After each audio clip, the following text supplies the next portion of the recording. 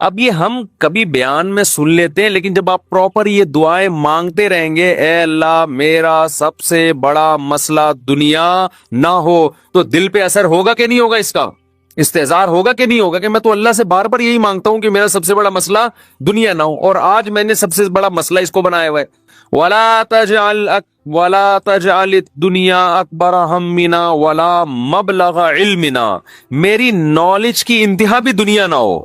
آپ کی نالج گھوم پھر کے کس کی طرف آتی ہے؟ دنیا کی طرف۔ تو اس کا بھی وہی مفہوم ہے جو پہلے والے جملے کا مفہوم ہے۔ وَلَا مَبْلَغَ عِلْمِنَا وَلَا غَایَةَ رَغْبَتِنَا وَلَا تُسَلِّطْ عَلَيْنَا مَن لَّا يَرْحَمُنَا، اے اللہ کوئی ایسا شخص ہم پہ مسلط نہ کر جو ہم پہ رحم نہ کرے۔ ہر آدمی کے اوپر کوئی نہ کوئی ہوتا ہے۔ آپ گھر کے سربراہ ہیں تو عورت کے اوپر آپ مسلط ہیں، وہ یہ دعا مانگ سکتی ہے۔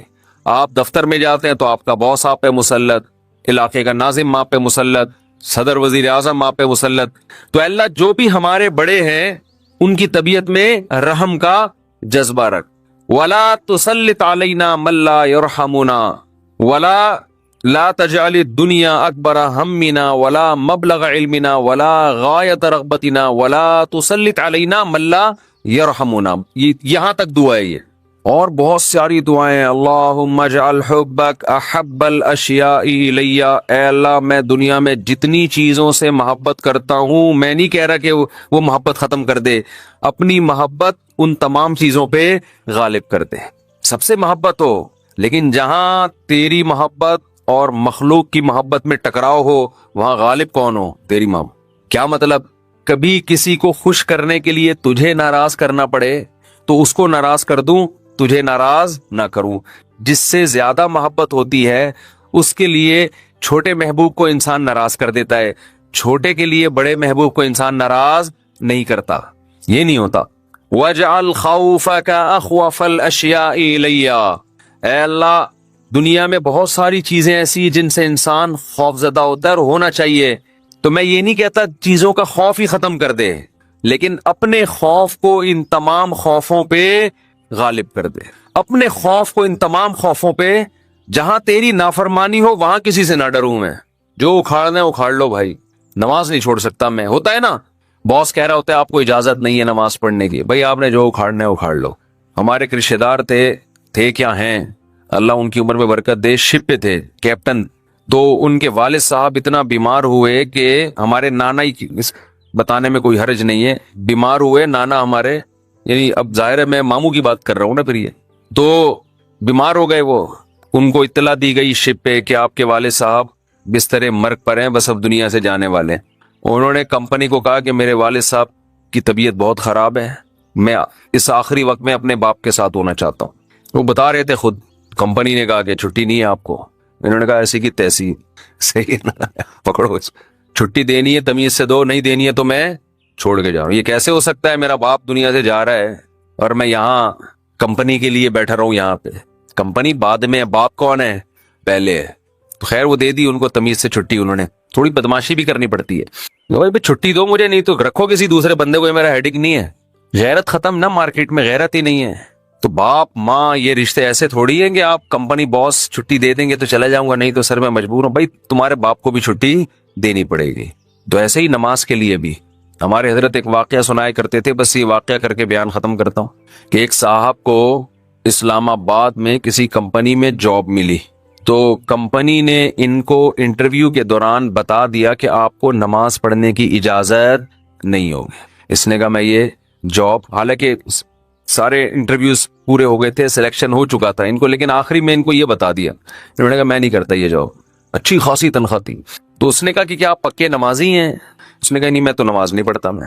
کہ جب آپ ویسے ہی نہیں پڑھتے ہیں بھائی تو پھر آپ کو کیا مسئلہ ہے؟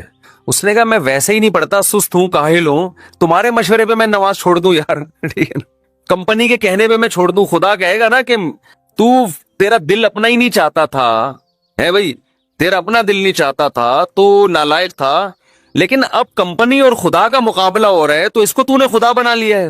یعنی ہم اتنا پروٹوکول تھوڑی کمپنی کو دیں گے، باس کو دیں گے کہ تو کہہ دے نماز چھوڑ دو، تو ہمارا باپ ہے جو تو کہہ دے یہ کام تو ہم باپ کے کہنے پہ ہی۔ اگر آپ کا نماز پڑھنے کا موڈ ہوا اور ابا کہہ رہے نہیں پڑھو، ایسے موقع پہ آدمی کہتا ہے ابا میرا اپنا آج تو میرا موڈ بن گیا ہے، میں کیسے چھوڑ دوں نماز؟ تو یہاں تو ابا کو آدمی لفٹ نہیں کراتا میرے بھائی، جو کرنے والے ہوتے ہیں، باس کو اتنا باپ کیوں بنا لیں گے ہم؟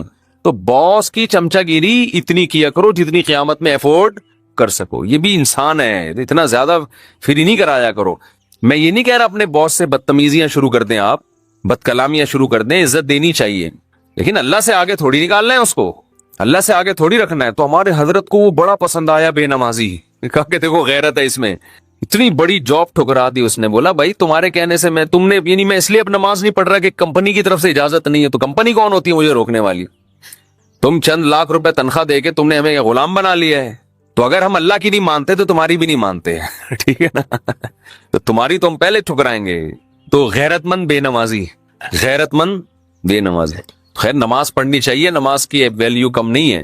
تو یہ ہے وَجَعَلْ خَوْفَكَ أَخْوَفَ الْأَشْيَاءِ إِلَيَّ وَقْتَعْنِي حَاجَاتِ الدُّنْيَا بِالشَّوْقِ إِلَىٰ لِقَائِكَ، اے اللہ اپنی ملاقات کا شوق اتنا دے دے کہ دنیا کی حاجتوں کی تمنا نہ رہے، اتنا شوق ہو جائے کہ اس دنیا میں سب سے بڑا شوق ہی یہ بن جائے، تو پھر یہ ثانوی درجے میں ہو۔ اور آخری جملہ اس دعا کا، وَإِذَا أَقْرَرْتَ أَعْيُنَ أَهْلِ الدُّنْيَا مِن دُنْيَاهُمْ فَأَقْرِرْ عَيْنِي مِنْ عِبَادَتِكَ، اے اللہ جب لوگوں کی آنکھیں اس دنیا سے ٹھنڈی ہوں، کسی کو پتا چلا کہ بحریہ ٹاؤن میں 3 پلاٹ اس کے نام نکل آئے، آنکھیں ٹھنڈی ہو گئی، بتاتا پھر رہے ہو بھائی ماشاءاللہ ادھر رشتہ ہو گیا، ہاں بھائی مفتی صاحب کا بیان اثر کر گیا ہے، آنکھیں ٹھنڈی ہوتی نا، گاڑی آ گئی، پیسہ آ گیا، تو اے اللہ اس وقت میری آنکھیں اپنی عبادت میں ٹھنڈی کرنا، مجھے عبادت کی ایسی لذت دے دے، اپنے سامنے راز و نیاز اور مناجات کی، اور اپنے سامنے